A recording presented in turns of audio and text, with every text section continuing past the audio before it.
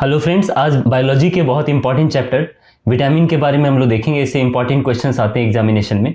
तो हमारी बॉडी को बहुत सारे न्यूट्रिएंट्स की ज़रूरत पड़ती है, जिसमें मेनली कार्बोहाइड्रेट्स हैं, प्रोटीन्स हैं, फैट्स हैं, विटामिन्स हैं, मिनरल्स हैं। इसके साथ फूड में डाइटरी फाइबर, वाटर, ये सब भी रहता है जो हमारे बॉडी के लिए रिक्वायर्ड होता है। विटामिन्स ऐसे ऑर्गेनिक सब्सटेंसेस को कहते हैं जो हमारी बॉडी में एडिक्वेट क्वांटिटीज़ में ज़रूरी होते हैं ताकि गुड हेल्थ हो सके। बॉडी में मेटाबॉलिज्म प्रोसेस के लिए विटामिन्स जो है बहुत ज़रूरी हैं।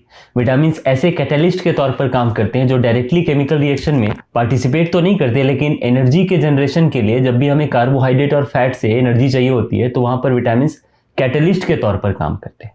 इन जनरल जो है ह्यूमंस डिपेंड करते हैं डाइट पे ताकि विटामिन्स का सप्लाई हो सके बॉडी को। तो विटामिन्स को दो ग्रुप में डिवाइड किया गया है। एक फैट सॉल्युबल विटामिन का ग्रुप है, दूसरा वाटर सॉल्युबल विटामिन का ग्रुप है। मतलब कुछ ऐसे विटामिन्स हैं जो फैट में, मतलब वसा में घुलनशील होते हैं, डिजॉल्व हो सकते हैं, और कुछ ग्रुप ऐसा है जो वाटर में विटामिन डिजॉल्व हो सकते हैं, मतलब घुल सकते हैं। तो विटामिन ए, डी, ई और के ये फैट सॉल्युबल विटामिन है, मतलब वसा में घुलनशील होते हैं। और जो वाटर सॉल्युबल विटामिन हैं वो हैं विटामिन बी और विटामिन सी। अब पहले हम लोग देख लेते हैं फैट सॉल्युबल विटामिन, जो विटामिन ए, डी, ई और के है। इनका केमिकल नेम देख लीजिए। विटामिन ए का केमिकल नेम है रेटिनॉल, और इसके जो सोर्सेज हैं वो है दूध, अंडा, पनीर, हरी साग सब्जी और cod liver oil, egg, carrots, tomatoes, green leafy vegetable. ठीक है, इसकी जरूरत इसलिए होती है कि नॉर्मल ग्रोथ और आईज और स्किन हेल्दी रख सकें। और अगर इसकी डेफिशिएंसी हो जाती है बॉडी में, मतलब इसकी कमी हो जाती है,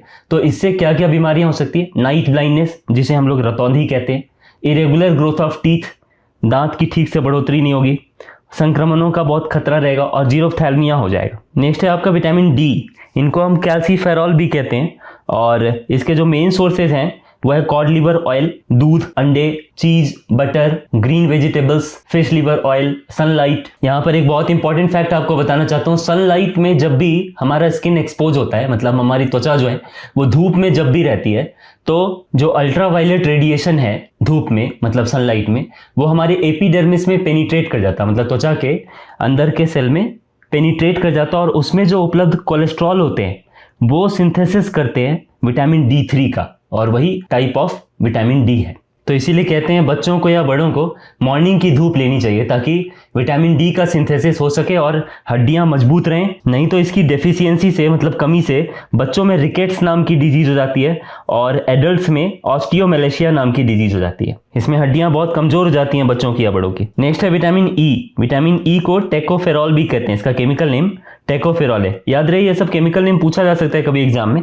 और इसके जो मेन सोर्सेज हैं वो है लीफी वेजिटेबल, जो ग्रीन लीफी वेजिटेबल स्पेशली, और दूध, बटर, अंकुरित गेहूं जो रहता है, और स्प्राउट जिसको कहते हैं, और वनस्पति तेल, मतलब वेजिटेबल ऑयल।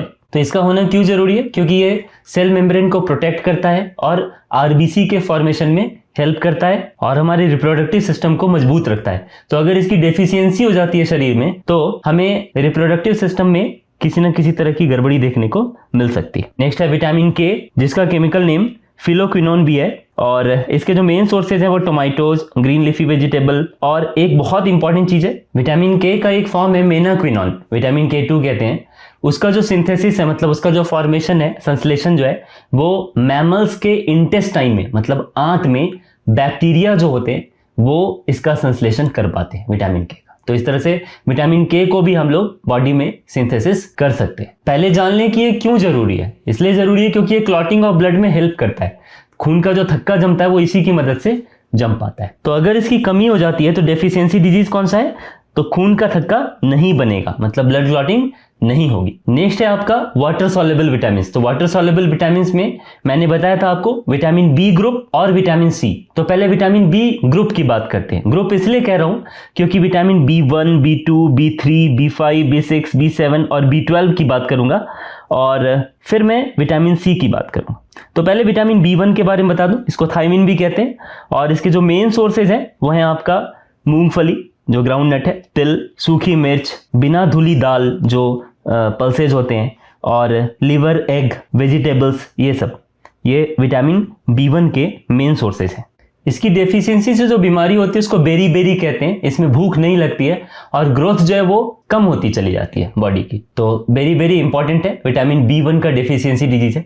नेक्स्ट है आपका विटामिन B2, राइबोफ्लेविन भी कहते हैं इसको। इसका जो मेन सोर्सेज है वो है milk, egg white, liver, kidney. और इसकी डेफिशिएंसी से जो डिजीज हो जाता है वो मेनली हम देखते हैं माउथ और लिप्स के कॉर्नर पे जो स्किन है वो फट जाती है, आई जो है रेड हो जाती हैं, ठीक है, और टंग भी कटने लग जाता है, डाइजेस्टिव डिसऑर्डर्स हो जाते हैं और स्किन कई बार बर्निंग सेंसेशन सा फील होता है उसमें। नेक्स्ट है विटामिन B3 जिसको हम लोग नियासिन भी कहते हैं। बहुत इंपॉर्टेंट है क्योंकि इसका सिंथेसिस भी ह्यूमन बॉडी में होता है। तो इस तरह से मैंने आपको कौन कौन सा बताया ह्यूमन बॉडी में सिंथेसिस होने वाला विटामिन। तो मानव शरीर में संश्लेषण हो सकता है कौन कौन से विटामिन का, एक है विटामिन D3, दूसरा है विटामिन K2 और तीसरा है विटामिन B3।